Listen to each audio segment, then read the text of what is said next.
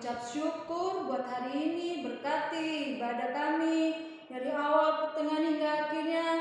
Kau berkati juga yang mendengarkan, kau urapi firman Tuhan yang khotbah dan pelayanan WL dan musik, kau berkati. Biarlah hari ini Roh Kudus menjamah anak-anak kami. Kami alaskan doa ini hanya dalam nama Yesus. Haleluya. Amin.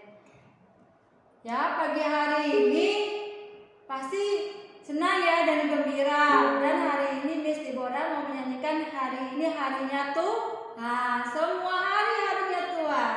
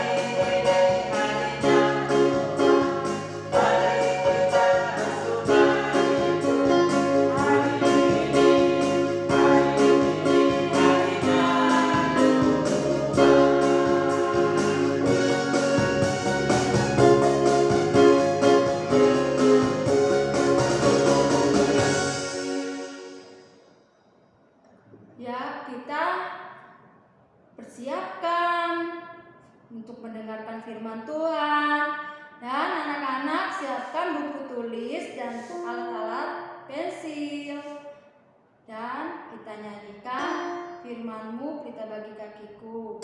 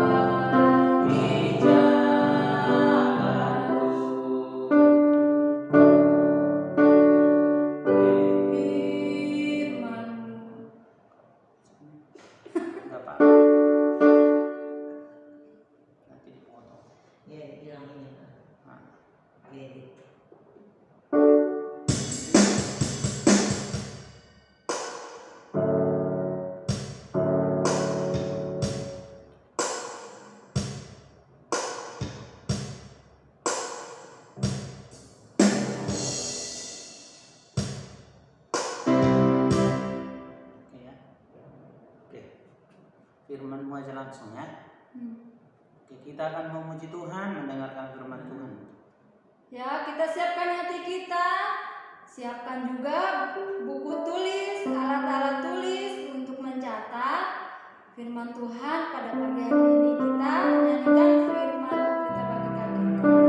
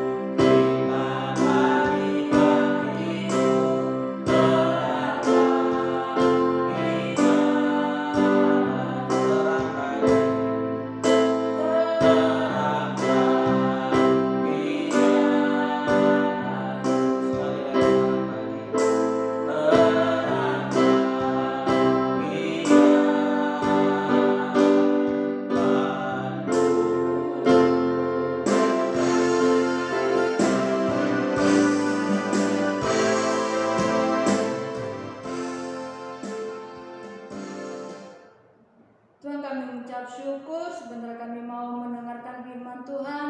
Buka hati kami, buka pikiran kami. Bila firman Tuhan tinggal dalam hati kami dan kami mau melakukan menurut firman-Mu. Berkati yang menyampaikan firman Tuhan. Kami alaskan doa ini hanya dalam nama Yesus. Haleluya.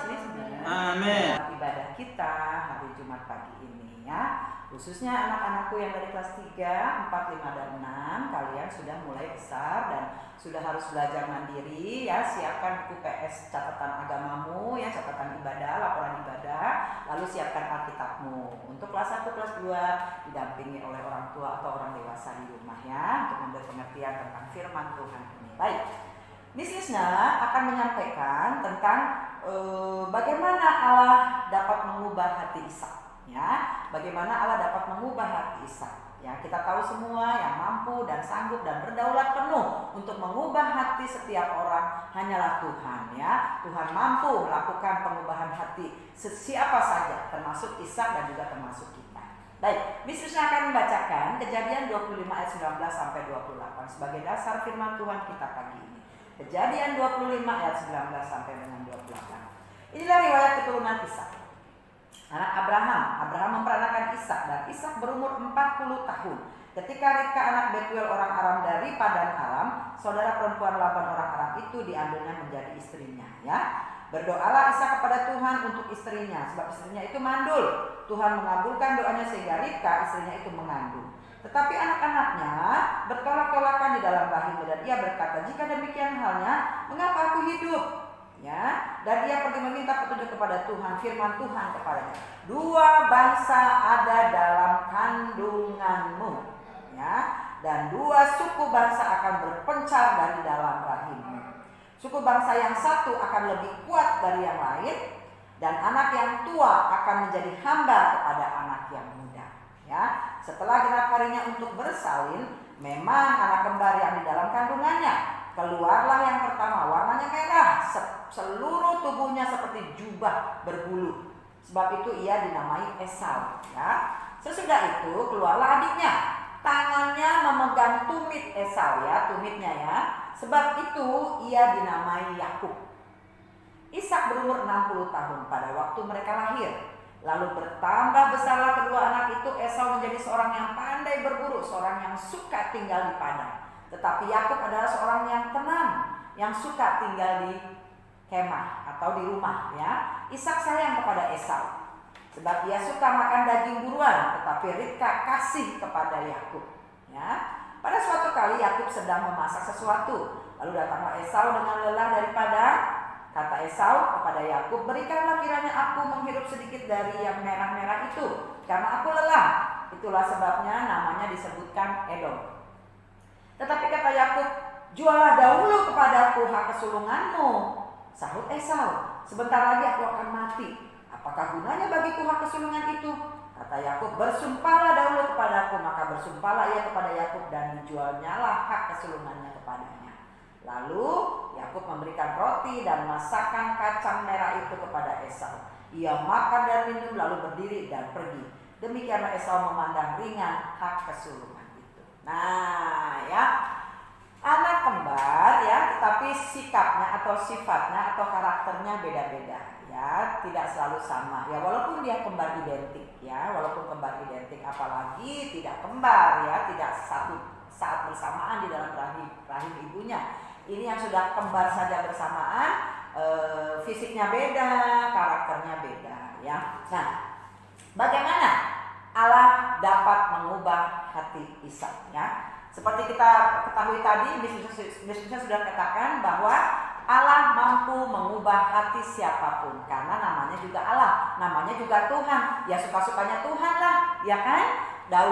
Tuhan berdaulat atas apa saja, dari mulai penciptaan, pemeliharaan, penyertaan, ya kan, berkat-berkat, ya, mungkin teguran, ya, mungkin supaya pendidik kita bisa lebih baik lagi dan ingat akan Tuhan, ingat akan Allah, mungkin dikasih masalah, dikasih beban, ya, dikasih tantangan dan segala macamnya. Namanya juga Tuhan, ya. Tuhan adalah Allah yang sangat berdaulat penuh atas dunia ini, atas ciptaannya, atas kita semua juga yang termasuk ciptaannya ya. Oke, nah bagaimana Allah mampu mengubah hati si Ishak tadi? Nah, Karena Ishak ini lebih sayang kepada Esau ya, karena mungkin dilihat Esau itu gagah, perkasa ya, dia suka berburu ya, dia mencari daging ya, dia lari di hutan ya, naik turun gunung mungkin, naik turun bukit ya, pokoknya lelaki betul deh, tulen ya, jantan ya, terus maco kata orang-orang sekarang ya.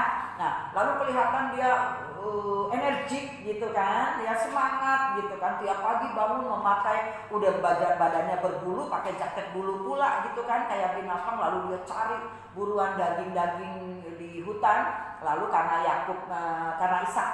Ishak suka makan daging mungkin ya, lalu Esau suka mempersembahkan itu buat ayahnya, sehingga ayahnya senang, hatinya terhibur ya kan, senang, bangga ya. Nah, maunya Ishak Esau itu jadi penerusnya, jadi pewarisnya, memiliki hak kesulungan, memimpin di dalam rumah tangganya atau di dalam silsilah mereka ya, di dalam dinasti mereka itu, karena Esau anak yang pertama dan kebiasaan bangsa Israel kalau anak pertama laki-laki itu memang memimpin. Nah, mungkin itu karena budaya juga, karena karakter yang sama juga mungkin yang menyenangkan hati Ishak, sehingga Ishak sayang sekali kepada Esau ya. Ishak sayang sekali kepada Esau. Nah, dia ingin menentang garis yang sudah Tuhan buat ya. Garis yang sudah Tuhan buat bahwa yang akan jadi pemimpin adalah yang muda, yaitu si Yakub, adiknya dari Esau, adik kembarnya Esau ya. Udah garisnya, Tuhan maunya begitu gitu ya, tidak bisa ditentang lagi. Yang Tuhan punya mau ya, suka-sukanya Tuhan lah. Tuhan kan berdaulat penuh atas kehidupan kita, dia berhak mengatur apa saja yang dia inginkan kan, gitu namanya juga Tuhan ya kan. Kalau bukan begitu bukan Tuhan gitu ya. Nah, Tuhan maunya Yakub yang akan memimpin gitu, tapi Ishak maunya Esau gitu ya, karena mungkin alasan-alasan tadi, latar belakang budaya ya, anak pertama laki-laki sebagai pewaris ya, pembawa nama keluarga, lalu karakternya mungkin juga banyak mirip ya, Ishak sering dibuat senang oleh Esau atas hobi-hobinya mungkin ya, jadi banyak faktor, banyak alasan mungkin ya. Nah, Ishak ingin Esau yang meneruskan sebagai bangsa yang besar yang dia inginkan itu. Nah, tetapi Tuhan maunya Yakub. Nah, Tuhan sudah punya rencana. Kenapa Yakub? Nah, Tuhan punya jalur sendiri, Tuhan punya keinginan sendiri. Kenapa Yakub, ya kan? Nah, si Ribka, ibunya dari Esau dan Yakub ini juga sayangnya kepada Yakub, karena Yakub itu manis ya di rumah, suka bantu ibunya, pintar masak loh, ya kan, sampai bisa pintar masak ya, memasak suatu makanan yang merah-merah ya di dalam Alkitab. Banyak orang menginterpretasikan ini sup kacang merah ya, padahal juga belum tentu. Pokoknya sesuatu masakan yang berkuah dan ada merah-merahnya, ada merah-merahnya di situ, dan itu menjadi makanan kesukaan pada kearifan lokal masa itu ya. Lalu dengan roti juga, mungkin rotinya juga bukan bentuk roti kita yang sekarang ya, roti bentuk mereka mungkin kayak kebab gitu ya, roti dari timur sana. Nah, ketika dia pulang berburu, dia lihat adiknya masak dan baunya pokoknya memancing selera untuk makan gitu ya. Nah, terus dia minta, Yakub bagi dong yang merah-merah itu. Kata Yakub, ya udah jual dulu hak kesulungan kamu, baru aku kasih ini makanan berkuah ini dengan roti ini ya. Esau menganggap remeh hak kesulungannya ya, lalu dijual lah. Ya udah deh, hak kesulungan buat kamu deh, aku jadi nggak usah punya hak kesulungan, kamu aja deh gitu ya. Tapi kasih aku itunya, makanan kuah itu sama roti itu ya, dikasih ya. Akhirnya dikasih, dimakan minum selesai, makan kebun selesai, langsung kenyang, langsung tinggal pergi ya. Nah, itulah Esau menganggap remeh. Tetapi di samping itu juga memang Tuhan punya mau. Itulah jalannya kenapa sampai Esau bisa menjual hak kesulungannya, karena memang Ishak berkeras hati ingin selalu Esau yang menjadi penerusnya, ini menjadi pemilik hak kesulungan. Itu maunya Ishak. Tapi Tuhan punya mau ya, Tuhan punya mau lain lagi. Akhirnya Tuhan menemukan cara, yaitu karena memang Esau menganggap remeh hak kesulungannya, jadilah si Esau menjual hak kesulungannya kepada Yakub dengan makanan, ya, dengan makanan itu. Ya, dia tidak menganggap remeh dan bagi dia tidak penting hak kesulungan apa sih gitu. Tetapi ternyata hak kesulungan itu adalah jalan sampai jalur keselamatan, jalur penyelamat kita, yaitu Yesus Kristus. Memang Tuhan punya mau, ya. Nah, Tuhan mengubahkan hati Ishak yang tadinya berkeras ingin si Esau, ya, tetapi Tuhan membuat cara. Akhirnya lama-lama si Ishak juga jadi akhirnya sadar bahwa memang inilah maunya Tuhan. Dengan berbagai cara aku menentang Tuhan, ya, jalan Tuhan supaya anakku yang pertama ini yang menjadi memiliki hak kesulungan, tetapi ternyata Tuhan memiliki cara sendiri untuk mengubah kemauan aku itu. Nah, akhirnya terjuallah hak kesulungan si Esau kepada Yakub.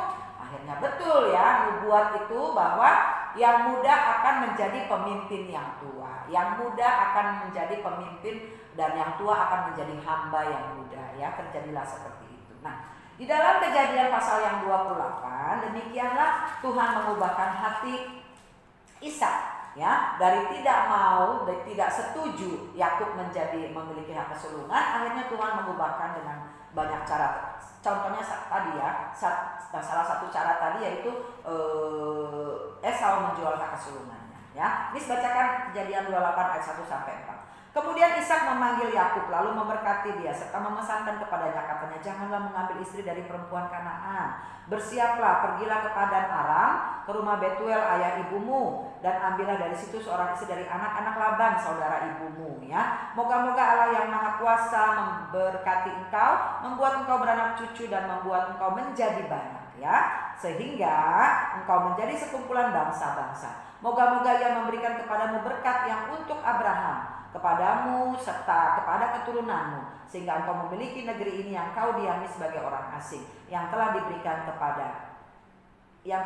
Allah kepada Abraham. Nah, akhirnya setelah melalui proses demi proses, akhirnya Ishak menerima bahwa memang Tuhan memilih Yakub untuk memiliki hak kesulungan, ya, untuk mewarisi tampuk hak kesulungan, menjadi pemimpin dari kakaknya, pemimpin dari abangnya, ya. Walaupun Yakub lebih muda, nomor 2 lahir, ya, tetapi dia akhirnya menjadi pemimpin abangnya karena Tuhan yang punya mau.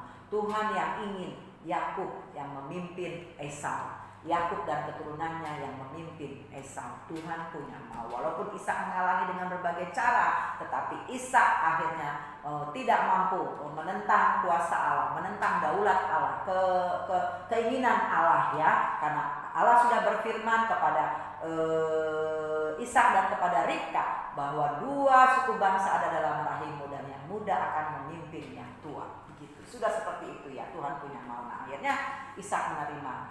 Ishak di dalam Kejadian 28 ini memberkati Yakub dengan berkat bapaknya, yaitu berkat Abraham, supaya keturunanmu akan banyak di bumi, ya, akan berlimpah di bumi, ya, akan terkenal, akan menjadi bangsa yang besar dan bangsa yang kuat, yang ditakuti oleh banyak orang-orang yang tidak mengenal Tuhan, ya. Akhirnya terjadilah kehendak Tuhan. Nah, kalau Tuhan mampu mengubahkan hati Ishak, ya, yang berkeras itu, yang keras, Tuhan mampu mengubahkan hati Ishak, pasti Tuhan juga mampu mengubahkan hati kita. Betul? Anak-anakku? Betul. Nah, sekarang aplikasinya dalam kehidupan kamu, dalam kehidupan kita sehari-hari, ya. Ketika kita membaca firman Tuhan ini, melihat bahwa Allah mampu mengubah hati Ishak, kita ambil, kita refleksikan ke diri kita, ya. Maukah kita diubah? Maukah kita diubah? Nah, untuk anak-anakku kelas 1 sampai kelas 6, memang status kalian kan masih pelajar, masih belajar, masih belum banyak hal yang kalian lakukan. Tetapi kalian bisa mengaplikasikan firman Tuhan ini dalam kehidupan kalian, yaitu berubah dari malas belajar jadi rajin belajar. Bisa?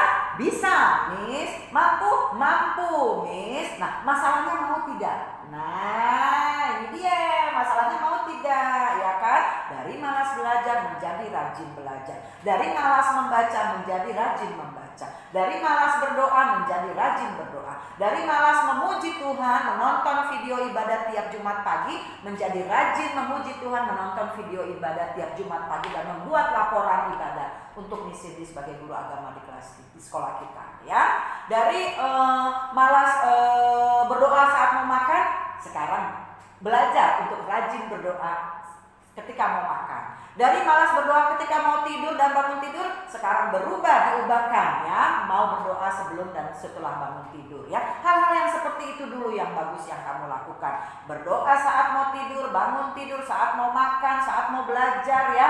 Jangan terlalu banyak menonton atau menggunakan handphone, bukan berarti tidak boleh, boleh, tapi kapasitasnya harus lebih banyak. Belajar, membaca buku, lalu membuat laporan-laporan ibadah, lalu membuat laporan-laporan pelajaran ke guru masing-masing, kualitas harus lebih banyak jamnya, kapasitasnya itu dibanding daripada hanya mainan game, mainan HP terus ya. Boleh, tiap hari boleh mainan game, mainan HP boleh, tetapi kapasitasnya harus lebih banyak belajar ya, karena status kamu adalah pelajar, yaitu kewajibannya belajar. Bisa diaplikasikan dalam kehidupan.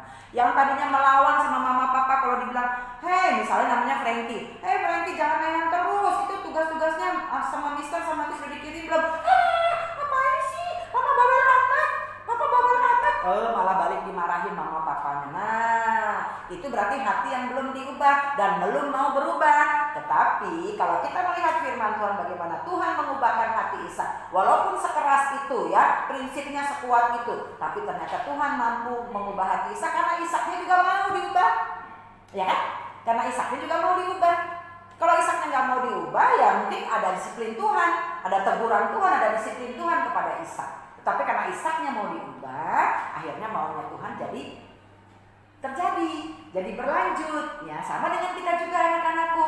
Nah, Tuhan mampu mengubah hati kita, tapi kitanya juga harus mau diubah ya, jangan ngelawan terus. Nanti kalau ngelawan terus kena sentil sama Tuhan. Waduh, boro-boro disentil miss ya, ditiup aja udah terbang kali kita, udah terbang kemana-mana ya kan. Nah ya, jadi Tuhan mengubah hati Ishak, Tuhan juga mampu mengubah hati kita ya anak-anakku ya. Yang tadi disebutkan dari malas belajar, dari banyakkan nonton main handphone daripada belajar, itu Tuhan mampu ya. Tuhan mampu mengubahkan, asal kita mau duduk diam tenang dan katakan, Tuhan Yesus, aku mau diubahkan oleh Tuhan Yesus. Aku mau jadi anak yang pintar, baik pintar secara rohani, secara spiritual, maupun pintar secara intelektual, kognitif. Tolong aku Tuhan Yesus, minta Tuhan Yesus ya, minta Tuhan Yesus, minta Roh Kudus terus menerus, percayalah ya, karena memang Tuhan menciptakan kita untuk menjadikan anak-anaknya yang baik, pasti Dia akan menjawab seluruh doa kita ya. Baik anak-anakku, demikian firman Tuhan, mari kita aplikasikan firman Tuhan ini. Tuhan mampu mengubah hati kita, nah kita juga harus mau diubahkan. Jadi ada kerjasama yang baik antara Tuhan dan kita. Kalau kita berkeras terus tidak mau diubah, akhirnya nanti Tuhan sentil ya, nakal, nggak mau diubah ya kamu ya, nggak mau jadi baik ya, nanti disentil, dikasih masalah-masalah yang besar yang kita akhirnya sadar bahwa Tuhan, cari Tuhan gitu ya. Jangan sampai seperti itu. Nah, sebelum sampai seperti itu ya, ketika Tuhan mengingatkan kepada kita melalui Roh Kudusnya dalam pikiran kita, dalam hati kita, kan Dia tegur, Tuhan kan tegur kita dari pikiran kita kan, Tuhan kasih hikmat ke pikiran kita, lalu Tuhan tegur hati kita dari Roh Kudus, tegurkan hati kita. Nah, kita jangan melawan ya, ikutin teguran Roh Kudus ya. Akhirnya nanti Tuhan senang, kita juga diberkati kesehatan, damai sejahtera, sukacita dan hal-hal lainnya ya. Oke anak-anakku, catat ibadah ini, laporan ibadah ini, dan nanti laporkan pada saat kalian melaporkan pelajaran agama Kristen ya. Mau diubah ya, seperti Ishak juga mau diubah. Demikian firman Tuhan. Haleluya, puji Tuhan. Mari kita bersatu dalam doa. Allah Bapa di surga, Allah Roh Kudus, Allah Yesus Kristus, Allah Anak, kami sudah belajar dan mendengar firman-Mu. Tolonglah ubahkan kami Tuhan, karena kami mau Engkau ubahkan seperti Engkau juga mampu mengubah hati Ishak. Kami juga mau diubahkan. Terima kasih Tuhan Yesus. Dalam nama Tuhan Yesus kami sudah berdoa bersyukur. Haleluya, puji Tuhan. Amin.